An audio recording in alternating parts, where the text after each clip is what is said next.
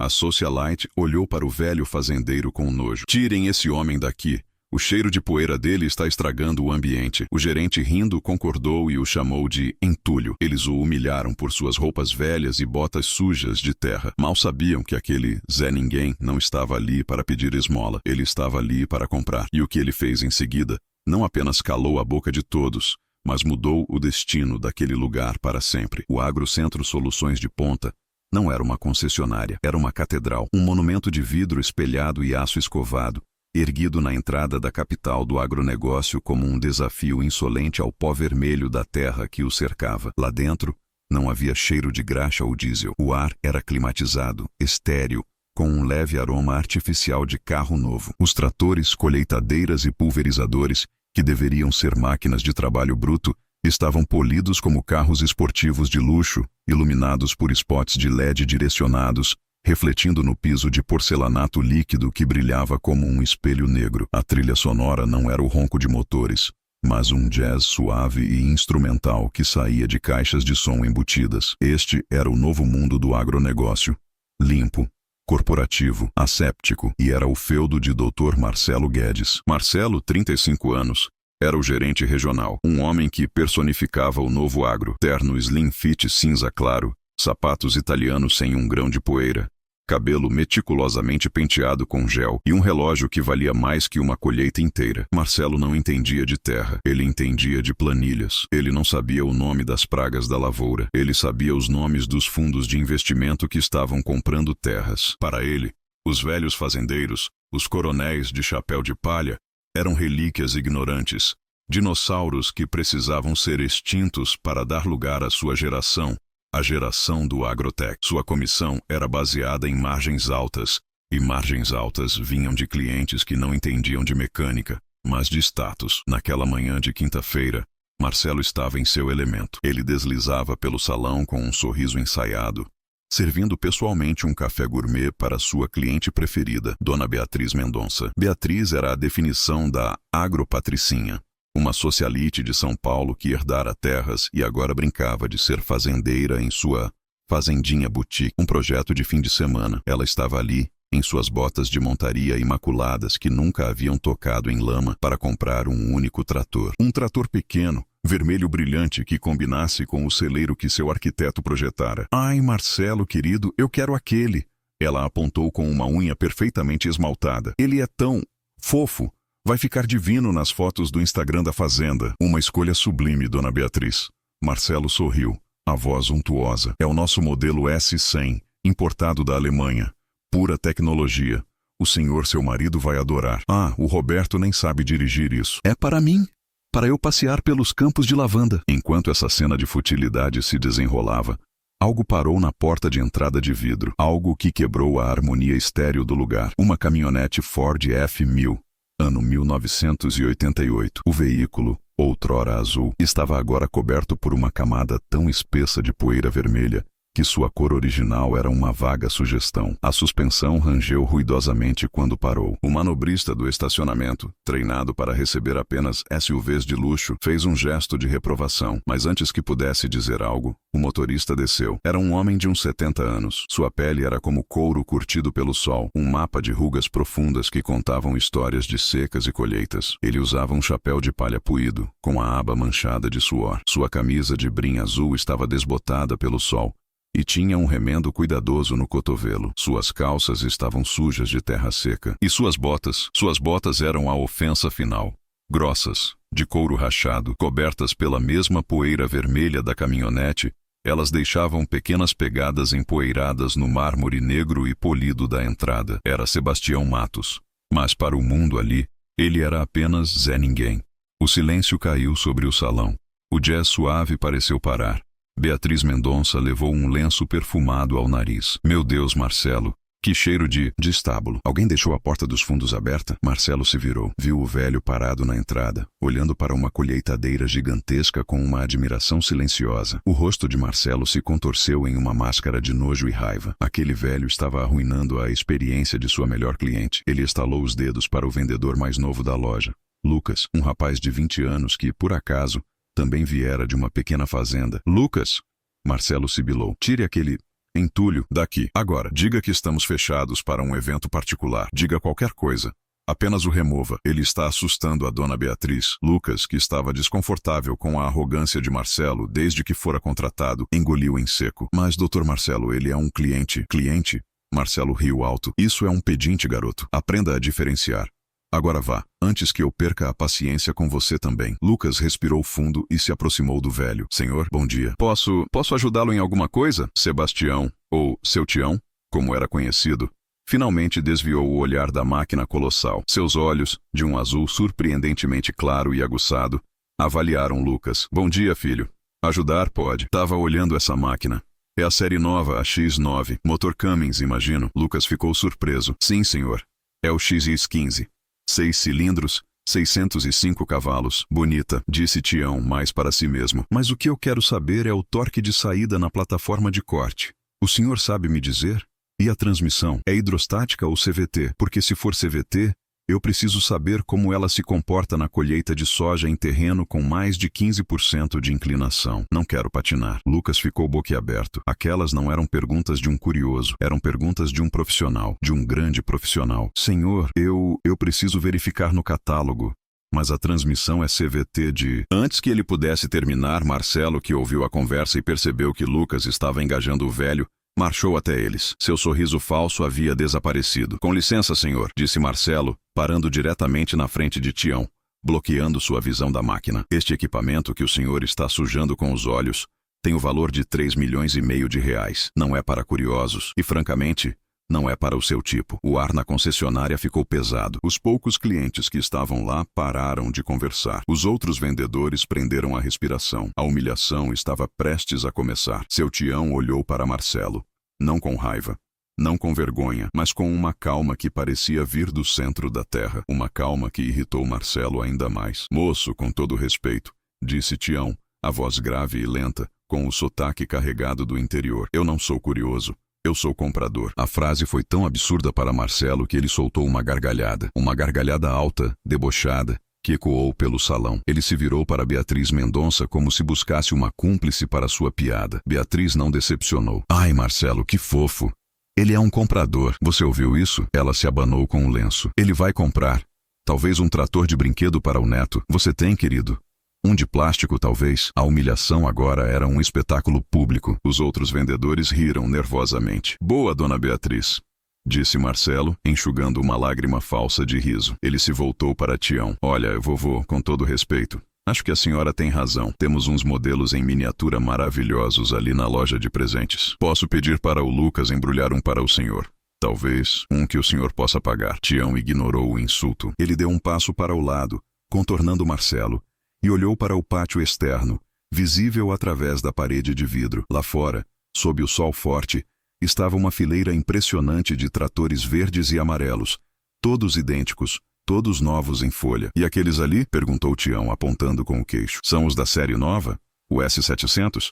O motor é o John Deere PowerTech 9.0 litros, correto? A precisão técnica da pergunta fez Lucas, o jovem vendedor, dar um passo à frente. Sim, senhor, exatamente.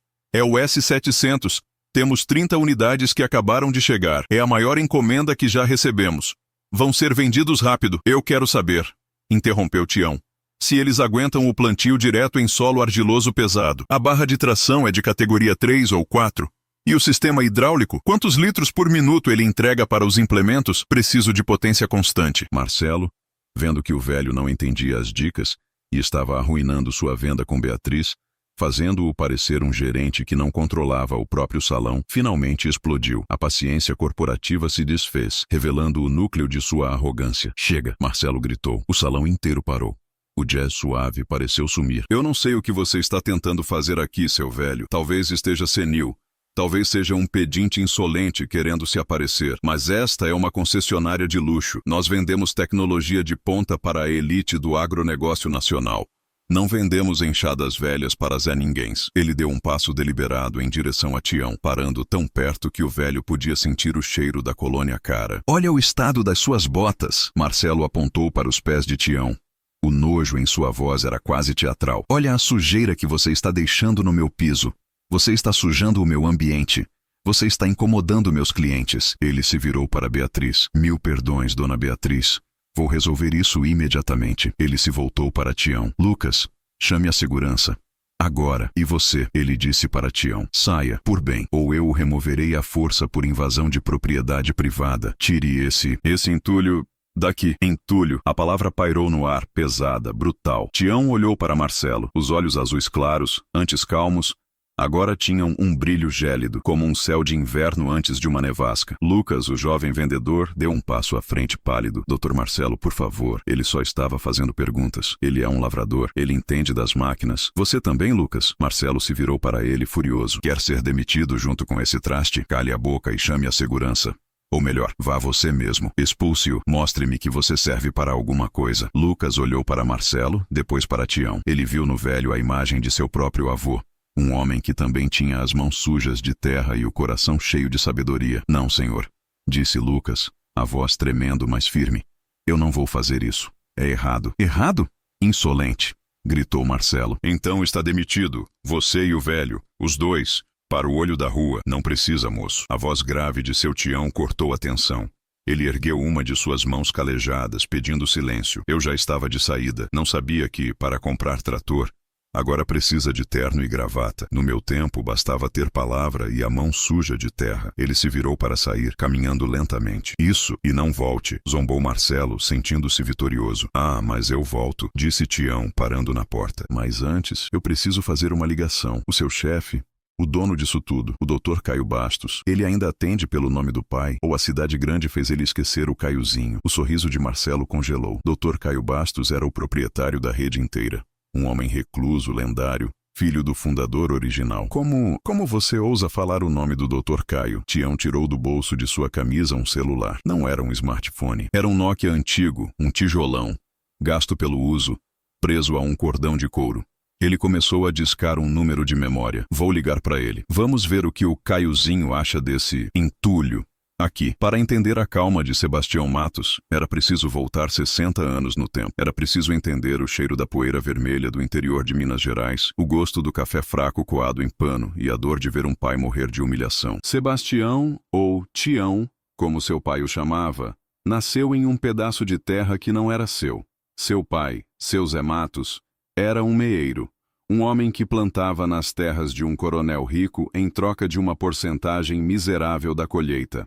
A vida de Tião foi definida pelo trabalho antes mesmo que ele soubesse ler. Aos 6 anos, ele já estava na roça, descalço, a pele queimando sob um sol brutal, puxando uma enxada que era quase do seu tamanho. Ele não teve infância, teve uma luta diária pela sobrevivência. A humilhação que ele acabara de sofrer na concessionária não era nova, era um eco de uma tarde específica, décadas atrás, que queimou em sua memória. Ele tinha 10 anos. Seu pai, seu Zé, um homem bom e honesto, mas consumido pela poeira e pela tosse, uma doença pulmonar que o mataria anos depois, precisava de um empréstimo, não para luxo, mas para sementes. Uma seca terrível havia dizimado a pequena plantação de milho, e o coronel se recusara a adiantar os grãos. Seu Zé vestiu sua única camisa de domingo, calçou as botas remendadas e levou o pequeno Tião pela mão até a cidade, até o único banco que existia. Tião se lembrava do cheiro do lugar, cera no chão de madeira e o cheiro asséptico de dinheiro. O gerente, um homem de bigode fino e paletó apertado, olhou para as mãos sujas de terra de seu Zé, para suas botas que deixavam marcas de poeira, e soltou uma risada de desdém. Empréstimo? Para vocês? Disse o gerente em voz alta para que todos no banco ouvissem. Seu Zé, vocês, lavradores, vocês não entendem de dinheiro, vocês entendem de terra. E terra, sem um pedaço de papel, não vale nada. Voltem quando tiverem uma garantia, não apenas terra debaixo das unhas. Seu Zé não disse nada. Apenas pegou a mão do filho e saiu. Tião nunca esqueceu o silêncio do pai no caminho de volta. Não era um silêncio de raiva, era um silêncio de vergonha, de derrota. Seu Zé Matos morreu 3 anos depois, tossindo sangue e poeira. Tião, aos 13 anos, órfão, fez uma promessa silenciosa no túmulo de terra batida do pai. Ele nunca esqueceria aquela terra. Ele a honraria. E ele jurou, com uma fúria infantil que se tornaria o motor de sua vida, que um dia nenhum homem seria julgado por suas roupas ou suas mãos sujas, mas pelo seu trabalho, pela sua palavra, e que ele, Sebastião Matos, seria dono não apenas da terra, mas do banco. O que se seguiu foram décadas de trabalho sobre-humano. Tião não apenas trabalhava na terra, Ele a estudava. Ele não teve educação formal, mas aprendeu a ler sozinho com almanaques agrícolas velhos. Ele lia sobre rotação de culturas, sobre meteorologia, sobre mecânica de motores a diesel. Ele era um cientista autodidata, um filósofo da terra. Ele aprendeu que a terra não era uma inimiga a ser conquistada, mas uma parceira a ser respeitada. Sua primeira grande chance veio não do café ou da soja, mas do capim. Ele desenvolveu por acidente e observação uma nova variedade de braquiária, um capim resistente à seca e incrivelmente nutritivo para o gado. Ele não guardou o segredo, dividiu as sementes com os vizinhos. Em poucos anos, a região inteira prosperou. Ele não ganhou dinheiro, ganhou respeito, e com respeito veio o crédito. Ele comprou sua primeira gleba de terra, depois outra. Ele começou a plantar café. Mas, lembrando da humilhação do pai, ele não apenas plantou, ele inovou. Criou um método de irrigação por gotejamento usando materiais reciclados que economizava 70% de água. Ele foi o primeiro em sua região a usar o plantio direto, anos antes de se tornar moda, preservando o solo que seu pai tanto amava. Seu império, o Grupo Matos, cresceu. Tornou-se o rei do café, depois o barão da soja, um dos maiores produtores de grãos e proteína animal do mundo. Ele comprou terras, armazéns, navios. E sim, 30 anos depois daquela tarde, ele comprou o banco que humilhou seu pai, apenas para demitir o gerente e colocar em seu lugar um homem que entendia de agricultura. Mas o dinheiro nunca o mudou. Ele era bilionário, mas sua alma ainda era a do menino descalço na poeira vermelha. Ele continuava morando na mesma casa de fazenda simples que ele mesmo construíra no lugar do barraco de seu pai. Seu único luxo, sua única paixão, eram as máquinas. Para ele, um trator novo, um motor potente, uma colheitadeira eficiente, não eram símbolos de status. Eram as ferramentas que honravam a terra e o trabalho do homem. E ele comprava as melhores. Ele conhecia o fundador daquela concessionária, o velho Bastos.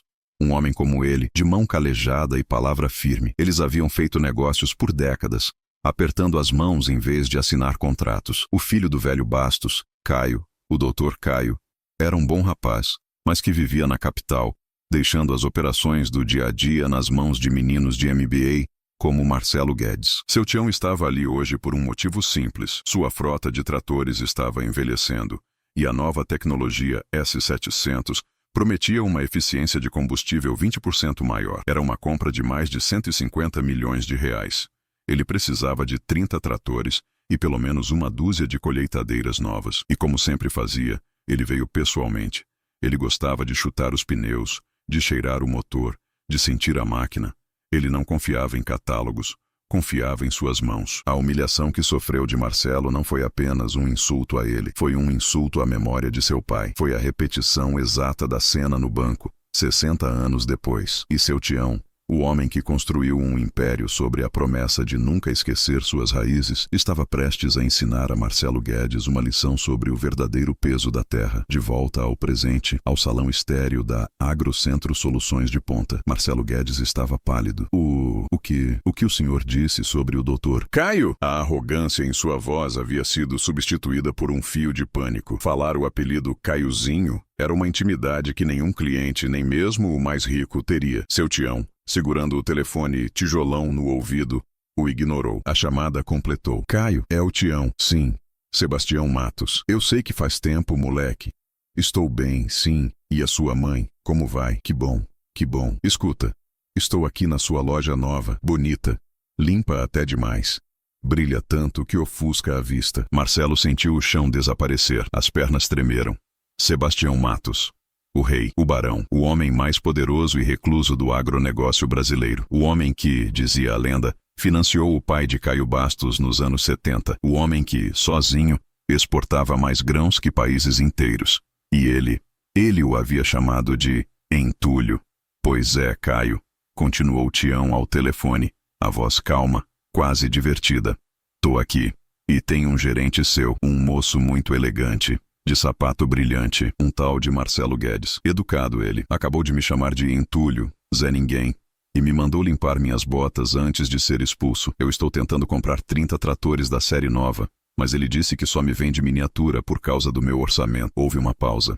Marcelo, mesmo a metros de distância, podia ouvir os gritos abafados do Dr. Caio Bastos do outro lado da linha. A voz do dono, antes tão distante, agora era um trovão em seu ouvido. Beatriz Mendonça, a socialite, que antes ria, agora estava pálida como cera. Ela reconheceu o nome. Matos, o Grupo Matos. O marido dela, Roberto, estava tentando fechar um negócio com o Grupo Matos há meses. E ela tinha zombado dele. Tião ouviu pacientemente. Sim, ele está aqui. Está me ouvindo. Está branco, parecendo que viu um fantasma. Não, Caiozinho, não precisa vir. Você sabe que eu não gosto de alarde. Passar o telefone para ele? Claro. Seu Tião estendeu o celular velho para Marcelo. A mão de Marcelo, que minutos antes apontava com arrogância, agora tremia como uma folha. Ele pegou o telefone como se pegasse uma serpente. De Dr. Caio. Sim, senhor. Alô? Sim, senhor. Eu não sabia. Foi um mal-entendido. Eu posso explicar. Sim, senhor. Sim, senhor. Imediatamente, senhor. Eu sinto muito. Sim, senhor. Ele desligou. Ou melhor, a ligação caiu. Ele devolveu o telefone a Tião. As mãos trêmulas, os olhos vidrados de terror. Obrigado, Caiozinho. Mande um beijo para sua mãe e vê se aparece lá na fazenda para comer um leitão pururuca, disse Tião, guardando o celular. O silêncio na concessionária era absoluto. O jazz havia parado. O único som era o zumbido do ar-condicionado. Seu Tião se virou para Lucas, o jovem vendedor que havia sido demitido por defendê-lo. Filho, você, Lucas, que estava encostado na parede, chocado, se endireitou. Sim, senhor. Seu nome é Lucas, certo? Você entende de torque? Você sabe o que é uma barra de tração de categoria 4? Sim, senhor. Eu cresci na roça, em Mato Grosso. Ótimo, disse Tião. Você está recontratado e vai ganhar a maior comissão da sua vida. Eu quero 30 tratores daquele modelo ali, o S700. Ele apontou para a fileira no pátio. Eu quero 15 com pneus duplos para solo macio e 15 com esteira de borracha para o argiloso. E eu quero todas as 12 colheitadeiras X9 que eu vi no pátio dos fundos, entregues até sexta-feira que vem na Fazenda Alvorada, em Minas. A nota fiscal é em nome do Grupo Matos. Você consegue organizar isso? Lucas estava paralisado, fazendo as contas de cabeça. Era uma venda de 9 dígitos. Sim, senhor. Imediatamente, senhor Matos. Eu cuido de tudo. Ótimo. Agora, Tião se virou lentamente para Marcelo, que parecia ter encolhido dentro de seu terno caro. E você, doutor? Marcelo deu um passo para trás. Seu Matos, pelo amor de Deus, me perdoe. Eu não sabia. Foi um erro terrível. Erro? Disse Tião, a voz ainda calma, mas agora pesada. Não, moço. Não foi um erro. Foi uma escolha. Você olhou para mim e escolheu ver entulho.